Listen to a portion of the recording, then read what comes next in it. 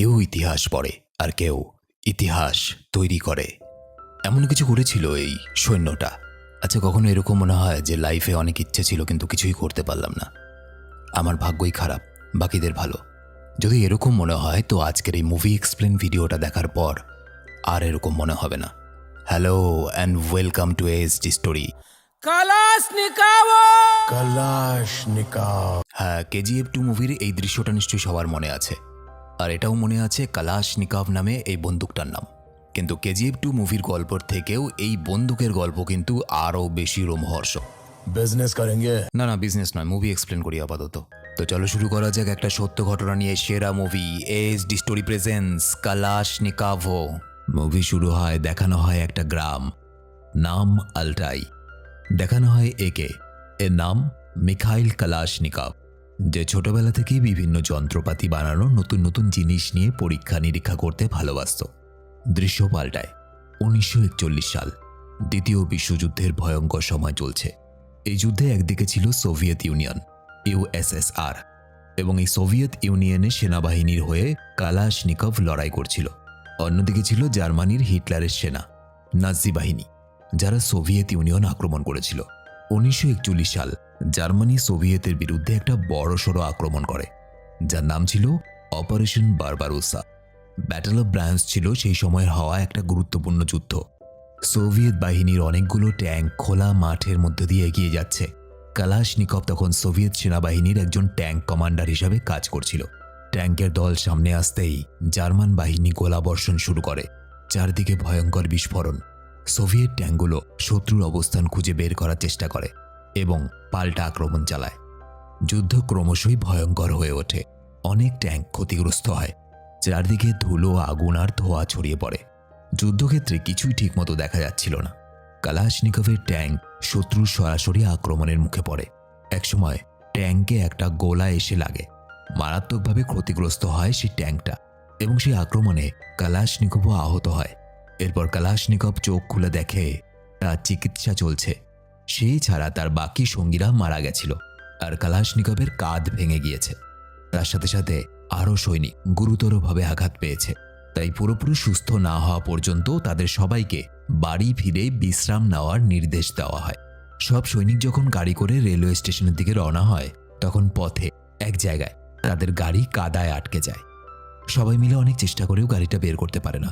তখন কালাশনিকভ তার এক সিনিয়রকে বলে, চলুন পাশের গ্রামে, গ্রাম থেকে সাহায্য আনা যাক, হয়তো ওদের কাছে কোনো বাহন আছে, নয়তো স্টেশনে পৌঁছবো কী করে।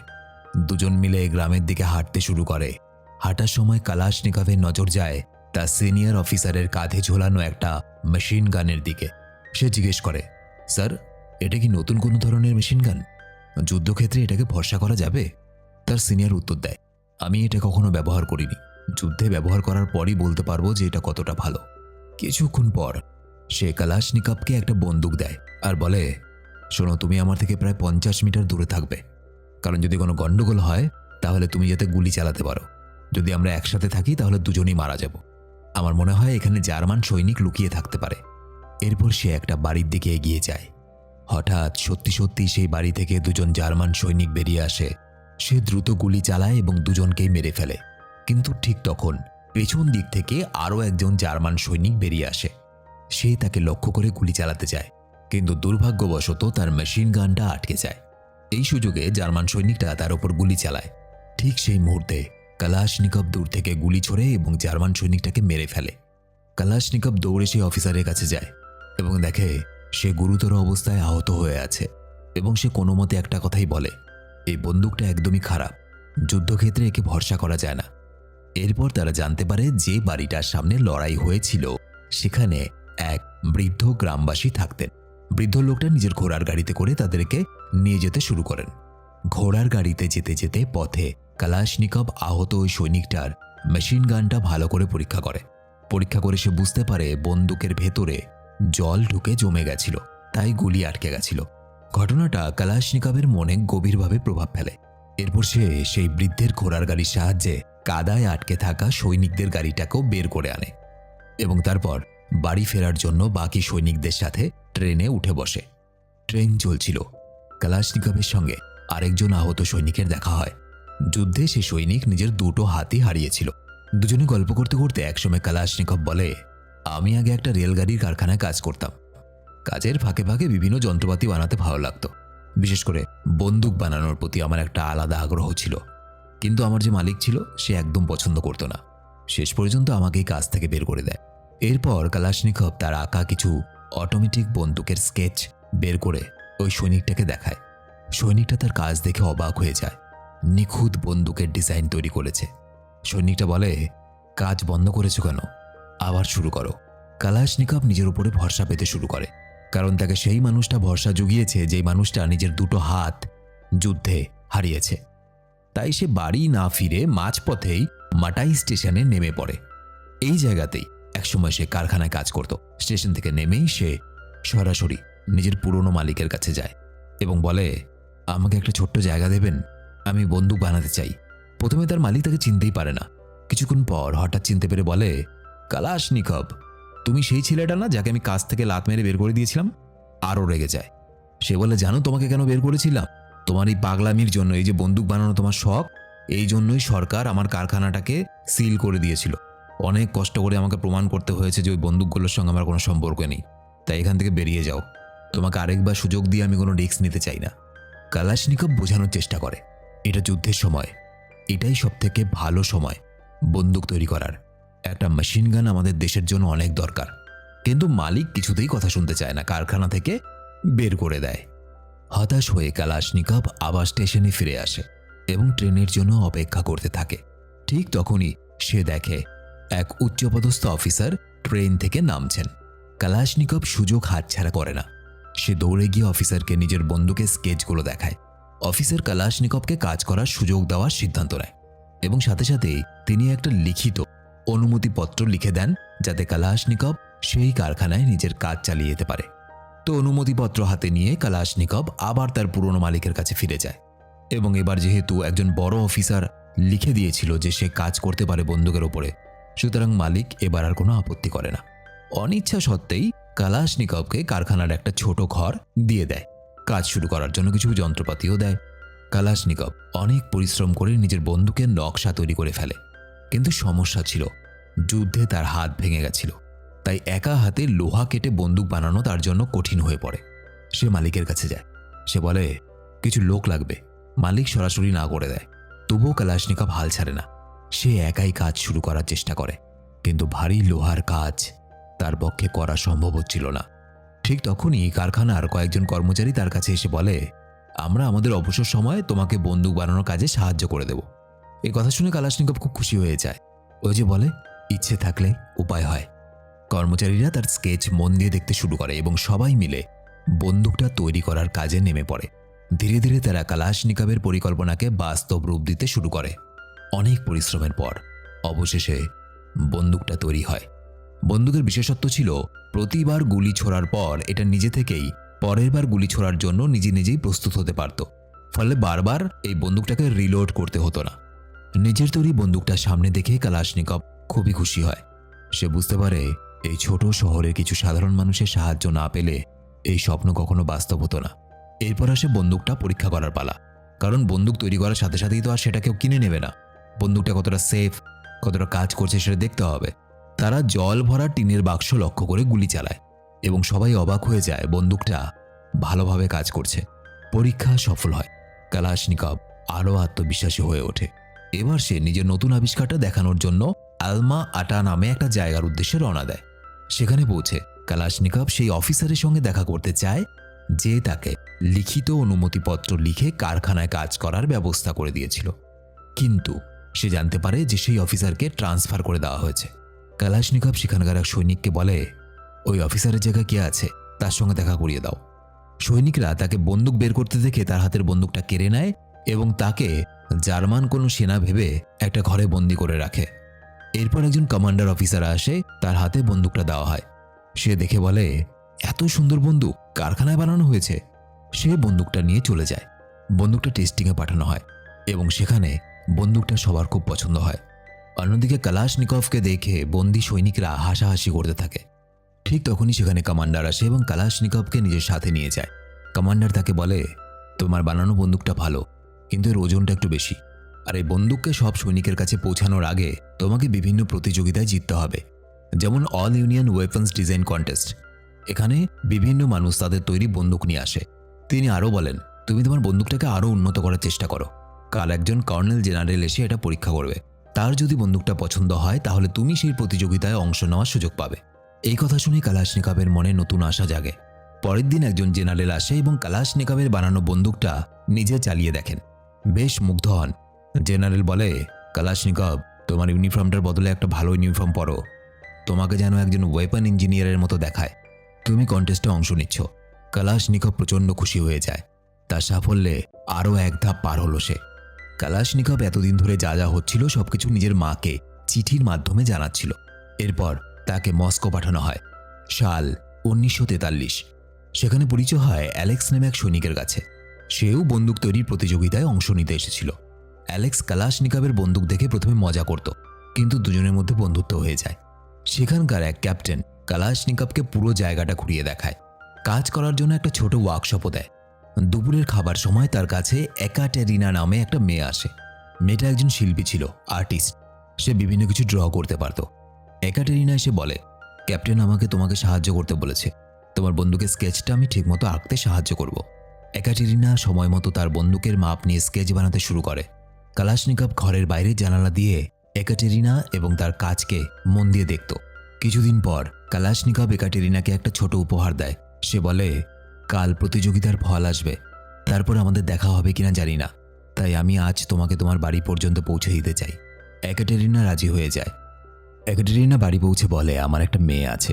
কথাটা শুনে কালাশনিকভ একটু অবাক হয়। জিজ্ঞেস করে, তোমার স্বামী কোথায়? একাটেরিনা প্রশ্নের উত্তর দেয় না। সে বলে, আমার কোনো স্বামী নেই। বোঝা যায় অতীতে তার সঙ্গে এমন কিছু ঘটেছে যেটা নিয়ে সে কথা বলতে চায় না। পরের দিন প্রতিযোগিতার ফল আসে এবং দুর্ভাগ্যবশত কালাশনিকভ সেই প্রতিযোগিতায় হেরে যায়। এতদিনের পরিশ্রম যেন মুহূর্তের মধ্যেই নষ্ট হয়ে যায়। নিজের ওপর বিশ্বাস হারাতে শুরু করে। তবে তার ক্যাপ্টেন এবং জেনারেল তাকে হাল ছেড়ে দিতে দেন না। তারা বলে, তুমি আলমাটা ফিরে যাও। নিজের মানুষের সঙ্গে বন্দুকটাকে আরও বেশি শক্তিশালী করে তোলো। সাল 1944। আবার আলমাটায় ফিরে আসে কালাশনিকভ।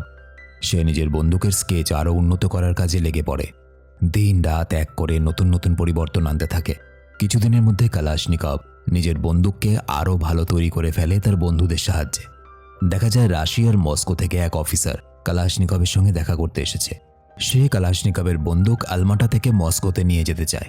কালাশনিকভ তার সঙ্গে যেতে রাজি হয় এবং স্টেশনে পৌঁছে যায়। তাদের সামনে একটা ট্রেন এসে থামে। একটা লোক কালাশনিকভকে দেখে তার নাম ধরে চিৎকার করতে শুরু করে। কালাশনিকভ তাকে দেখে চিনতে পেরে যায়। সেটা তার ভাই ছিল, কিন্তু তার ভাইকে ট্রেনে বন্দি করে এক জায়গা থেকে আরেক জায়গায় নিয়ে যাওয়া হচ্ছিল, কারণ শোনা যায় তার ভাই নাকি দেশদ্রোহী। কালাশনিকভের সাথে ওই অফিসারটা লক্ষ্য করে যে কালাশনিকভ তার ভাইকে দেখেও না চেনার ভান করে। তারা দুজন মিলে বন্দুকের বাক্সটা টানতে টানতে মস্কো পৌঁছানোর চেষ্টা করে, কিন্তু কালাশনিকভ পথ ভুল করায় অফিসার রেগে যায়। সে বলে, তুই তো দেশদ্রোহী, এখানে নাটক করছিস। সেই সময় ট্রেনে যে লোকটা ছিল সেও একজন দেশদ্রোহী ছিল। সে তোকে চিনতে পেরেছে, তুই না চেনার ভান করছিলি। সত্যি করে বল, তোর পরিচয় কি? কালাশনিকভ নিজেকে দেশদ্রোহী শুনে সহ্য করতে পারে না। তাদের মধ্যে মারামারি শুরু হয়ে যায়। কিছুক্ষণ পর কালাশনিকভ শান্ত হয়ে বলে, আমায় দেশদ্রোহী বলবেন না। দেখা যায় কালাশনিকভ মস্কোতে পৌঁছে সবার আগে একাটেরিনার সঙ্গে দেখা করে। দুজন দুজনকে পছন্দ করতে শুরু করেছিল। সে একাটেরিনার বাড়িতে যায় এবং তাদের মধ্যেও সেসব হয় যেসব আমার এখনো হয়ে ওঠেনি। কিছুদিন পর কালাশনিকভকে ডেকে পাঠানো হয় একটা মিটিংয়ে। সেখানে আবার তাকে বলা হয় যে তোমার যে বন্দুকটা জমা দেওয়া হয়েছিল সেগুলো বাতিল হয়েছে, কারণ সেগুলো প্রচণ্ড জটিল।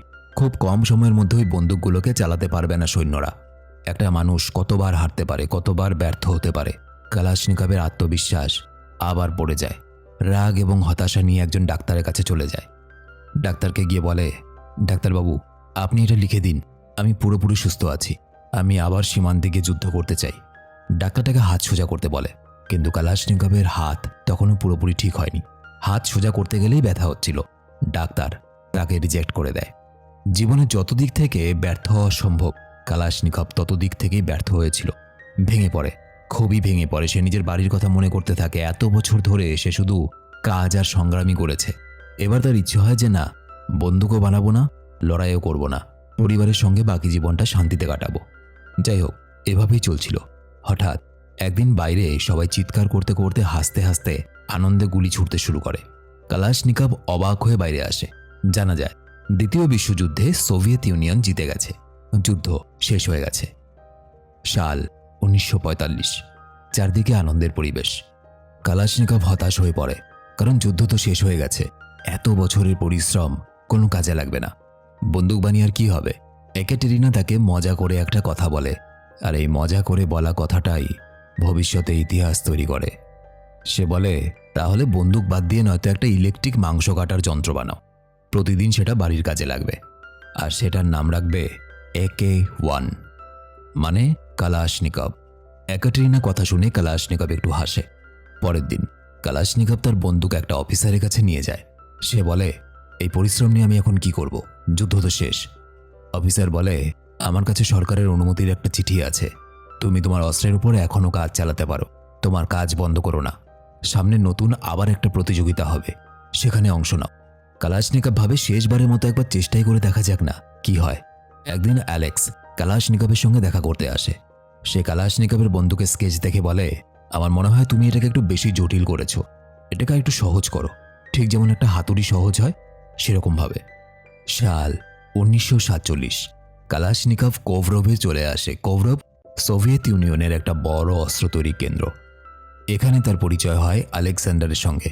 সেখানে কালাশনিকভ নিজের বন্দুকের নতুন নকশা তৈরি করতে শুরু করে, কিন্তু কালাশনিকভকে তার বন্দুক পরীক্ষা করার অনুমতি দেওয়া হয় না, কারণ সেই সময় আরেকজন জেনারেল, যার নাম ভ্যাসিলি ডেকটায়রভ, তিনি কালাশনিকভকে আরও 2 দিন অপেক্ষা করতে বলে। কালাশনিকভ রাজি হয় না। বালি ভরা টিনের বাক্সের মধ্যে নিজে গুলি চালিয়ে পরীক্ষা করে। আশেপাশে অফিসাররা রেগে যায়, কারণ নিয়ম না মেনে এভাবে পরীক্ষা করা বারণ ছিল। তারা তাকে ধরে নিয়ে যেতে শুরু করে, কিন্তু কালাশনিকভের মুখে খুশি, কারণ সে দেখেছে তার বন্দুকের গুলি বালির মধ্যেও ঠিকভাবে বের হচ্ছে। এটা তার জন্য একটা বড় সাফল্য ছিল। 2 দিন পর ভ্যাসিলি কালাশনিকভের সেই বন্দুকের নকশা দেখেন। তিনি বুঝতে পারেন এটা নতুন এক ধরনের অস্ত্র তৈরি করেছে কালাশনিকভ, যার অনেক সুবিধা আছে। ভ্যাসিলি নিজেও একজন বন্দুকের ডিজাইনার ছিল, কিন্তু সে কালাশনিকভের বন্দুকের নকশাটা বেশি পছন্দ করে। সেও ওই কম্পিটিশনে নাম দিয়েছিল, কিন্তু সে কালাশনিকভের জন্য কম্পিটিশন থেকে সরে দাঁড়ায়, কারণ তার মনে হয়েছিল যে আমার থেকে কালাশনিকভ বেশি ডিজার্ভ করে। একে একে প্রতিযোগীদের বন্দুক পরীক্ষা করা হয়। কিছু বন্দুক জলে ডুবিয়ে চালানো হয়, সেগুলো আটকে যায়। কিছু বন্দুক বালিতে ডুবিয়ে পরীক্ষা করা হয়, সেগুলো ঠিকমতো কাজ করতে পারে না। কিন্তু কালাশনিকভের বন্দুক যখন পরীক্ষা করা হয়, সবাই অবাক হয়ে যায়। জলে ডোবানোর পর প্রতিটা গুলি ঠিকমতো লক্ষ্যে গিয়ে লাগছে। এরপর বন্দুকটাকে বালিতে ডুবিয়ে আবার পরীক্ষা করা হয়, সেখানেও বন্দুকটা কোনো সমস্যা ছাড়াই কাজ করে। মানে কালাশনিকভ এমন একটা অস্ত্র তৈরি করে ফেলেছিল যা ধুলো, বালি বা জলের মধ্যেও ঠিকমতো কাজ করতে পারে। প্রতিযোগিতা শেষ হয় এত বছরের অপেক্ষারও। একাটেরিনা তার সঙ্গে দেখা করতে আসে। কালাশনিকভের সাফল্যের খবর শুনে সে খুব খুশি হয়। সে আরেকটা সুখবর দেয়। সে বলে, আমি মা হতে চলেছি। মানে বোঝো ব্যাপার, এদিকে বেটা বন্দুক আবিষ্কার করছিল আর ওদিকে নিজের বন্দুক। যাই হোক, এটা শুনে কালাশনিকভ আনন্দে জড়িয়ে ধরে। এতদিনের 2টো পরিশ্রমই তা সফল হয়েছে, এক এই বাচ্চা জন্ম দেওয়া, আর দ্বিতীয় হচ্ছে বন্দুক আবিষ্কার। সময় এগিয়ে যায় 1949 সাল। মস্কোতে কালাশনিকভকে তার কাজের জন্য মেডেল দিয়ে সম্মান জানানো হয়। অনুষ্ঠান শেষে একটা অফিসার তাকে সৈন্যদের কাছে নিয়ে যায়। কালাশনিকভ দেখে সবার হাতে তার বানানো বন্দুক, এবং এই বন্দুকের নাম রাখে সে AK-47, যেটা বর্তমান পৃথিবীতে যে কোনো যুদ্ধে প্রথম সারির বন্দুকের মধ্যে পড়ে, যেটাকে ব্যবহার করা হয়। এই নামটা সেই নাম যেটা কিনা একাটেরিনা একসময় মজা করে মাংস কাটার যন্ত্রের নাম রাখতে চেয়েছিল। অফিসার সৈনিকদেরকে বলে, তোমাদের সবার সাথে পরিচয় করিয়ে দিয়ে এই ব্যক্তির সঙ্গে, যে ব্যক্তি দীর্ঘ বহু বছর ধরে কাজ করার পর, পরিশ্রম করার পর আজকে যে বন্দুকটা তোমাদের হাতে আছে, সেই বন্দুকটার আবিষ্কারক ইনি, নাম কালাশনিকভ। সবাই সাথে সাথে তাকে স্যালিউট করে, সম্মান জানায়। কালাশনিকভের মুখে এক অদ্ভুত খুশি ছিল। এত বছর এত কিছু স্যাক্রিফাইস করার পর শেষ পর্যন্ত সে তার লক্ষ্যে পৌঁছতে পেরেছে। শেষ দৃশ্যে দেখা যায় কালাশনিকভ, একাটেরিনা এবং তাদের 2 সন্তান তাদের গ্রামের বাড়ির দিকে যাচ্ছে। বহু বছর পর নিজের ছেলেকে দেখে কালাশনিকভের মা আনন্দে জড়িয়ে ধরে। মুভিটা এখানেই শেষ হয়। AK-47 সম্পূর্ণ নাম অ্যাপটোমেট কালাশনিকভা, 1947-এর মডেল। AK-47 প্রচণ্ড জনপ্রিয় হয়ে ওঠার কারণ ছিল এটা খুব সহজ এবং মজবুত অস্ত্র। কাদা, বরফ, বালি যে কোনো পরিবেশে এটা ভালোভাবে কাজ করতে পারে। কালাশনিকভের একটা ইন্টারভিউ নেওয়া হয়েছিল। তিনি বলেছিলেন, আমার উদ্দেশ্য কখনোই বিখ্যাত হওয়া ছিল না। আমার উদ্দেশ্য এমন একটা কিছু তৈরি করা ছিল যাতে ইতিহাস আমাকে সবসময় মনে রাখে। মনে রেখেছ, হতে পারে তার তৈরি বন্দুক মানুষ মারার কাজে ব্যবহার করা হয়, কিন্তু উল্টো দিক থেকে দেখলে তার তৈরি বন্দুক দিয়ে সৈন্যরা নিজেদের দেশ, নিজেদের ভূখণ্ড রক্ষা করে। দেখো, প্রতিটা জিনিসের ইউজ আর মিসইউজ থাকে। এবার তোমার হাতে যদি একটা ছুরি থাকে, তুমি ছুরি দিয়ে সবজিও কাটতে পারো, এবং কারো মানসিকতা থাকলে সেটাতে সে খুনও করতে পারে। অস্ত্র সবসময় দেশ রক্ষা, দেশবাসীকে রক্ষা করার কাজে ব্যবহার করা উচিত, অযথা মানুষ মারার জন্য নয়। আর এই কাহিনী আরেকটা জিনিসও খুব ভালো করে শিখিয়ে দিয়ে যায়, যদি তোমার মধ্যে ইচ্ছে থাকে, সে তুমি ভগবান মানো, আল্লাহ মানো, যাকেই মানো না কেন, ওপরওয়ালা তোমার জন্য রাস্তা তৈরি করে দেয়।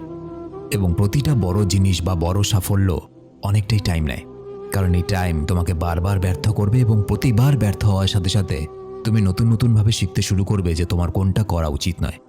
এক গাদা ব্যর্থতা ইকুয়ালস টু বড় সাফল্য। নিজেদের জীবনে যে যাই করছো না কেন, ব্যর্থতা দেখে কখনো ভেঙে পড়ো না।